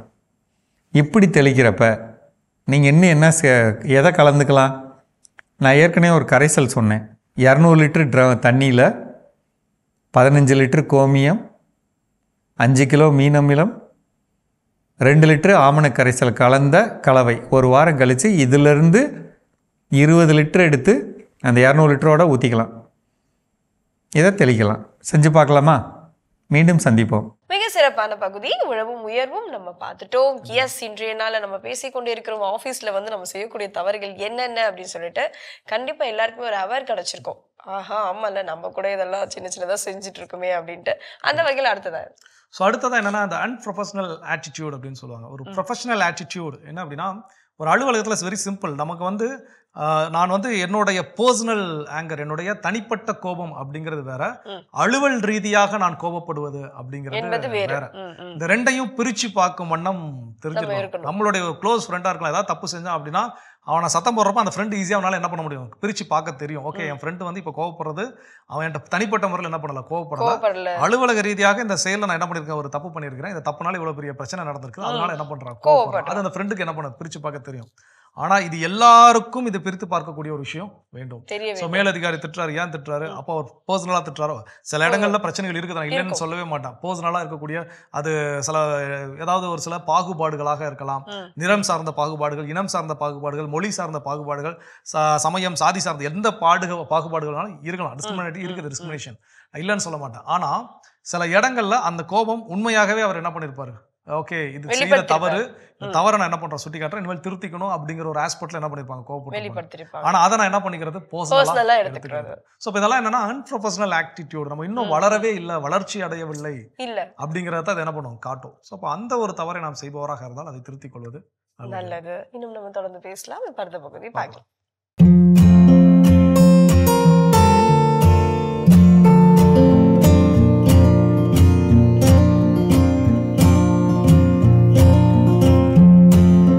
அன்பான மாதா தொலைக்காட்சி நேயர்களுக்கு வணக்கம். இன்றைய நிகழ்ச்சியில் ஹார்ட் அட்டாக் ஏன் வருது, எந்த அளவுக்கு பாதிப்பு வந்திருக்கு, இதனால் உயிரே இழக்க செய்கிறாங்க, நிறைய பார்த்துருக்கோம், கேள்விப்பட்டிருக்கோம். இதில் ஒரு வருந்தத்தக்க விஷயம் என்னென்னா, உலகத்திலேயே நம்பர் 1 ஹார்ட் அட்டாக் வரக்கூடிய நாடு இந்தியா. இது ரொம்ப வருந்தத்தக்கது. அதுலேயும் இப்போ இன்றைய காலகட்டத்தில் 25 வயசு, 35 வயசு, 40 வயதினர் கூட ஆண் பெண் வித்தியாசம் இல்லாமல் ஹார்ட் அட்டாக் வருது. இதற்கெல்லாம் காரணங்கள் நிறைய இருக்குது, அதையும் பார்க்கலாம். இப்போ ஜென்ரலாக ஒரு ஹார்ட் அப்படிங்கிறது 120 வருடங்கள் நல்லா இருக்கும். நேச்சுரலாக நல்லா இருக்கக்கூடிய ஒரு இருதயம் நம்மளோட ஒரு கை சைஸ் தான் அதோட சைஸ். இது வந்து ஒரு நிமிடத்துக்கு 70 முறை துடிக்குது. ஒரு நாளைக்கு 1,00,000 முறை துடிச்சிட்ருக்கு. புரியுதுங்களா? இப்படிப்பட்ட உறுப்பு 120 வருடங்கள் வரை வாழக்கூடியது. இப்போ நம்ம பார்க்குறோம், இப்படிப்பட்ட ஒரு உறுப்பு இன்னைக்கு பாதிப்பு ஏற்பட்டு சிலருக்கு ஹார்ட் அட்டாக், கொழுப்படைத்து பிரச்சனை வருது. அது ட்ரீட்மெண்ட் கொடுத்து காப்பாற்ற முடியுது. சிலருக்கு அந்த கொழுப்புகளை இது பண்ணுறதுக்காக ஆன்ஜியோ பண்ணி ஸ்டண்ட் வைக்கிறாங்க. சிலருக்கு நம்ம பார்க்கும்போதே ரிசல்ட்டை வச்சு அவங்களுக்கு மெடிசன் மூலமே ஃபர்தராக பாதிக்காத அளவுக்கு அந்த கொழுப்புகளை குறைத்து கரைக்க வேண்டியான ட்ரீட்மெண்ட்டும் செஞ்சிட்ருக்கோம். சிலர் இதற்கெல்லாம் அப்பாற்பட்டு மேசிவ் அட்டாக் வந்து உயிரையே இழக்க நேரிடுது. அதில் வந்து நம்பர் 1 முதலிடம் இந்தியா. ஐரோப்பா, அமெரிக்கா விட 4 மடங்கு அதிகமாக நம்ம இந்தியர்கள் ஹார்ட் அட்டாக்ல உயிரிழக்கிறாங்க. மேலும் ஒரு மணி நேரத்தில் பார்த்தீங்கன்னா 90 பேர் ஹார்ட் அட்டாக்ல உலகத்தில் இறந்துட்டுருக்காங்க டெய்லி. ஒரு நாளைக்கு ஒரு மணி நேரத்தில் 90 பேர் இறக்குறாங்க. ஐரோப்பா, அமெரிக்கா விட 4 அதிகம் நம்ம நாட்டில்.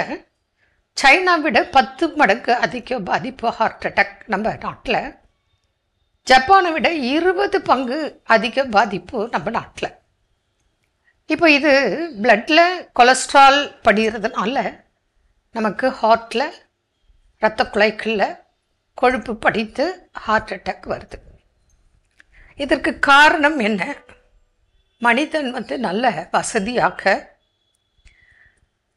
சாதனை பண்ணணும்னு வாழ்கிறான், வாழணும், ஆனால் நிம்மதி இல்லாமல் வாழ்கிறான். நல்ல பழக்கம் இல்லை, டென்ஷன், குடிப்பழக்கம், அதிகப்படியான இறைச்சி போன்ற நான்வெஜ் மாமிச உணவுகள், ஃபாஸ்ட் ஃபுட்டு, இப்போ சொல்லவே தேவையில்லை, ஜங்க் ஃபுட்டு, ஃபாஸ்ட் ஃபுட்டு. இது எங்கே கொண்டு போய் விடுதுன்னு பாருங்க. உடல் ஆரோக்கியத்தை குடும்பத்திலேயே மொத்தமாக எல்லாரும் ஆரோக்கியத்தையும் இது போயிடுச்சு. ஆரோக்கியங்கிறதே இல்லை. அது குழந்தைகளாக இருக்கட்டும், பெரியவங்களாக இருக்கட்டும். வேலைக்கு போகிறேன், சம்பாதிக்கிறேன்ற பேரில் எல்லாரும் ஹோட்டலில் தான் இன்றைக்கி ஆர்டர் பண்ணுறாங்க, வாங்கி சாப்பிட்றாங்க. அப்போ இது போன்ற உணவுகள் ப்ளஸ்ஸு இன்றைக்கி டின்னில் அடைத்த உணவுகள், ரெடிமேடு ஃபுட்டு, ஃபாஸ்ட் ஃபுட்டு, பதப்படுத்திய உணவுகள், இதெல்லாம் எடுக்கிறது, ஸ்மோக்கிங், ஆல்கஹால், டென்ஷன், ஸ்ட்ரெஸ்ஸு, புரியுதுங்களா? இப்படியெல்லாம் இருக்கும்போது நமக்கு ரத்தத்தில் இந்த கொலஸ்ட்ரால் படித்து ஹார்ட்டை பாதிக்குது. ரெண்டாவது ரொம்ப அவசரம், ஆத்திரம், கோபம். ஒன்றும் இல்லை, இப்போ நீங்கள் ட்ராவல் பண்ணுறீங்க, ஜென்ரலாக ரோட்டில் நார்மலாக போகிறவங்க எத்தனை பேருன்னு பாருங்கள். இதே சிலர் ரொம்ப ஸ்பீடு, நம்மளையே இரிட்டேட் பண்ணுவாங்க. நம்ம பொறுமையாக போயிட்டு இருந்தால் கூட அவங்க போகிற ஸ்பீடும் அவங்க அடிக்கிற ஹாரன் சவுண்டும் நம்மளை அப்படி இரிட்டேட் பண்ணும். இப்போ இந்த மாதிரி விஷயங்களால் நம்ம ஹார்ட்டு பாதிக்குது. அதே போல் நம்மளோட எதிர்மறை எண்ணங்கள், நம்ம ரொம்ப பொறுமையாக சந்தோஷமாக இருந்தால் இந்த ஹார்ட் அட்டாக்கே வராது. கூட நல்ல ஒரு உணவு பழக்க வழக்கம், உடற்பயிற்சி, மூச்சு பயிற்சி, ஹைட் அண்ட் வெயிட்டு மெயின்டைன் பண்ணி இருந்தால் போதும். இன்றைய காலகட்டத்தில் நான் ஓவராக எக்ஸசைஸ்க்கு போகிறேன் அப்படின்னு சொல்லிட்டு போகிற இடத்துலையே உங்களுக்கு இந்த ப்ரோட்டீன் சாப்பிடு, இந்த இன்ஜெக்ஷன் போடு, அது இதுன்னு சொல்லி, இத்தனை முட்டை சாப்பிடுன்னு சொல்லி எத்தனை பேர் அங்கேயே உடற்பயிற்சி நிலையத்திலேயே இறந்தவங்கெல்லாம் நம்ம பார்க்குறோம். அப்போ இதெல்லாம் என்ன ஆகுது? ஹார்ட்டை பாதிக்குது. இந்த வகையில் தான் ஹார்ட் அட்டாக் இன்றைக்கி நிறைய பேர் கஷ்டப்படுறாங்க. இதெல்லாம் ஆரம்ப நிலையிலேயே நம்ம பார்த்து கவனமாக இருந்தால் நிச்சயமாக ஹார்ட் அட்டாக் வராமல் பாதுகாக்கும் வழிமுறைகளை தான் நம்ம ட்ரீட்மெண்ட், டயட்டு, மெடிசன், எக்ஸசைஸ் எல்லாம் சொல்லித்தரோம். என்ன நேர்களே, மீண்டும் நாளை சந்திப்போம். நன்றி. அன்னை மரியே வாழ்க. அருமையான நம்ம ஒரு வித்தியா பகுதி பார்த்துட்டோம். நிகழ்ச்சியோட நிறைவுக்கும் வந்தாச்சு. ஸோ இன்னைக்கு நாளில் நம்ம மகிழ்ச்சியோட பேசிட்டு இருக்கிறோம். நம்முடைய பணித்தளங்களில் நாம் செய்யக்கூடிய தவறுகள் ஃபைனலாக என்ன சொல்கிறாங்க? கண்டிப்பாக அந்த டைம் இஸ் கோல்டுன்னு சொல்லுவோம். ஸோ அந்த டைமை நம்ம எப்படி பயன்படுத்துகிறோம் அப்படின்றது எல்லோருக்குமே முக்கியமான ஒரு விஷயம். ஸோ அந்த வகையில் அலுவலகம் அப்படின்னு வரப்போ வீட்டை பற்றி யோசிக்கிறதும், வீட்டுக்குள்ளே போகிறப்போ அலுவலகத்தை பற்றி யோசிக்கிறோம். இப்படி ஒரு மனுஷன் இருந்தான் அப்படின்னா ஒரு கிளம்சியான ஒரு லைஃப்பை அவன் வாழ்ந்துட்டு இருக்கான்னு அர்த்தம். ஸோ ரெண்டு பக்கமே அவனால் பேலன்ஸ் பண்ண முடியாது, டைமையும் அவங்க கூட ஸ்பெண்ட் பண்ண முடியாது. ஸோ அப்படிப்பட்ட ஒரு நேரத்தை நம்ம இப்படி விரயமாக்குறோம் அப்படின்னா அதுவும் பெரிய தவறான ஒரு விஷயம் தான். இதில் இன்னைக்கு நிறைய பேர் சிக்கி தவிக்கக்கூடிய ஒரு விஷயம் ஒர்க் லைஃப் பேலன்ஸ். வேலைக்குரிய நேரத்தை எப்படி வேலைக்கு கொடுக்கறது, குடும்பத்தினருக்கான நேரத்தை எப்படி குடும்பத்தினரோடு செலவிடுவது.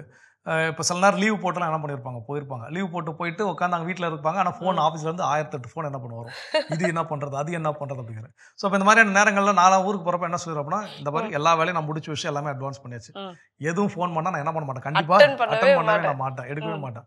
ரொம்ப எமர்ஜென்சினா எனக்கு மெசேஜ் போடுங்க. அந்த கான்ஃபிடென்ட் தான் வேணும். ஃபர்ஸ்ட் அந்த வர்க்கை நம்ம கம்ப்ளீட் பண்ணிட்டோம் அப்படின்ற அந்த கான்ஃபிடென்ட் வேணும். நிச்சயமா அது பழக கஷ்டம் அப்படின்லாம் ஒன்றும் கிடையவே கிடையாது. ரொம்ப ரொம்ப எளிமையான ஒன்று. நம்ம வேலையை நம்ம சரியாக செஞ்சால் போதுமான ஒன்று. அது சரியான நேரத்தில் நம்ம ஏற்கனவே சொன்னோம் இல்லையா, அந்த டெட்லைன்லாம் கரெக்டாக ஃபாலோ பண்ணுங்க. அப்போ இதெல்லாம் நம்ம கரெக்டாக ஃபாலோ பண்ணி நமக்கு நாமே இப்போ ஒரு ஃபார் எக்ஸாம்பிள் ஆஃபீஸில் ஒரு டெட்லைன் 30ஆம் தேதி அப்படின்னு கொடுக்குறாங்க அப்படின்னா, இல்லை நான் 2 நாளைக்கு முன்னதாகவே 28ஆம் தேதி முடிப்பங்கிறது நமக்கான பர்சனல் டெட்லைனாக ஃபிக்ஸ் பண்ணிக்கணும். ஸோ இப்படியெல்லாம் நம்ம ஒர்க் பண்ணுறப்போ நிச்சயமாக நம்மளுக்காக குடும்பத்தினருக்கான நேரத்தை குடும்பத்தினருக்கும் நம்முடைய வேலைக்கான நேரத்தை என்ன பண்ண முடியும், கொடுக்க முடியும். ரொம்ப ரொம்ப முக்கியமான ஒன்று. கண்டிப்பா. ஸோ சிறப்பான நாளில் ஒரு சிறப்பான சிந்தனை. இன்னைக்கு எல்லாருமே ஏதோ ஒரு சூழலில் பணி செஞ்சுட்டு இருக்கிறோம். அப்போ பணி செய்யக்கூடிய பணித்தலங்கள் இந்த தவறுகள் செய்யக்கூடிய ஒரு மனிதராக நான் இருக்கிறேன். இப்போ ஒரு 10 விஷயங்கள் பேசியிருக்குது. இந்த 10 விஷயத்தில் அட்லீஸ்ட் ஒரு 5 நான் செய்கிறேன், 5 செய்யலை, சந்தோஷம். அப்போ அந்த செய்யக்கூடிய 5 நிறுத்துறதுக்கு, சரி செய்யறதுக்கு நான் என்ன வழிகள், அதெல்லாம் யோசித்து பார்க்கணும். சிறப்பான சிந்தனை கொடுத்த கடவுளுக்கு நன்றி சொல்லிக்கலாம். அதோட இன்னைக்கு நாளில் யாரெல்லாம் விழா கொண்டாடுறாங்கன்னு பார்க்கலாம். அதில் குறிப்பாக இன்னைக்கு கோட்டாறு மறை மாவட்டத்தினுடைய சமூக ஊடக பணிக்குழுவின் செயலர் அன்பு ஒருத்தந்தை ஞானதாஸ் அவருடைய பிறந்த நாளை கொண்டாடுறாரு. அவருக்காக ஜெபித்துக் கொள்ளலாம். அவரோடு இணைந்து இன்னைக்கு யாரெல்லாம் விழா கொண்டாடுறாங்கன்னு பார்க்கலாம்.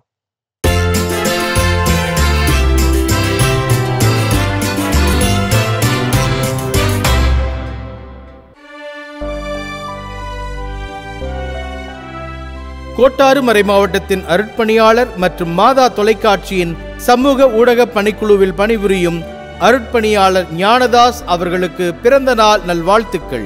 பல்லாண்டு வாழ்ந்து பார்வோற்றும் அளவிற்கு இறையரசின் விழுமியங்களை கட்டி எழுப்பும் சிறந்த அருட்தந்தையாய் பணியாற்றிட மாதா தொலைக்காட்சியின் வாழ்த்துக்களும் ஜெபங்களும். மாதா தொலைக்காட்சியில் பணிபுரியும் பிரவீன் ஆண்டனி இன்று தனது பிறந்த நாளினை கொண்டாடுகிறார். இவரை வாழ்த்துபவர்கள் குடும்பத்தினர், உறவினர்கள், நண்பர்கள் மற்றும் மாதா தொலைக்காட்சி குடும்பத்தினர். ஜோலின் லெவினா இன்று தனது 1ஆம் ஆண்டு பிறந்த நாளினை கொண்டாடுகிறார். இவரை வாழ்த்துபவர்கள் அப்பா ரோமியோ ஜேம்ஸ், அம்மா வினிதா, தாத்தா எட்வர்ட், பாட்டி பாப்பரசி, ஆச்சி சித்ரா, சித்தப்பா டைட்டஸ், சித்தி நிகிதா, அக்காக்கள் ஐரின், ஃபியோனா, ஜேன், அத்தை, மாமா, குடும்பத்தினர், உறவினர்கள் மற்றும் நண்பர்கள். ஃபாஸ்டினா இன்று தனது 11ஆம் ஆண்டு பிறந்த நாளினை கொண்டாடுகிறார். இவரை வாழ்த்துபவர்கள் சகோதரர் Erin, Rufus, Rafale, Jaden, ரியோடன், Odin, தாத்தாக்கள், பாட்டிகள், குடும்பத்தினர், உறவினர்கள் மற்றும் நண்பர்கள். பெங்களூரை சேர்ந்த டேனியல் இன்று தனது 1ஆம் ஆண்டு பிறந்த நாளினை கொண்டாடுகிறார். இவரை வாழ்த்துபவர்கள் அப்பா, அம்மா, தாத்தா அந்தோனி பிரபு, பாட்டி செல்வி, மாமா லாரன்ஸ், சகோதரர்கள், சகோதரி, குடும்பத்தினர், உறவினர்கள் மற்றும் நண்பர்கள். மரியோ ஜோட் இன்று தனது 1ஆம் ஆண்டு பிறந்த நாளினை கொண்டாடுகிறார். இவரை வாழ்த்துபவர்கள் அப்பா, அம்மா, தாத்தா, பாட்டி, மாமா, அத்தை, குடும்பத்தினர், உறவினர்கள் மற்றும் நண்பர்கள். இன்று விழா காணும் உங்கள் அனைவருக்கும் இறைவன் தரக்கூடிய அன்பான பரிசு திருப்பாடல் 115:14. ஆண்டவர் உங்கள் இனத்தை பெருக செய்வார், உங்களையும் உங்கள் பிள்ளைகளையும் வளர செய்வார்.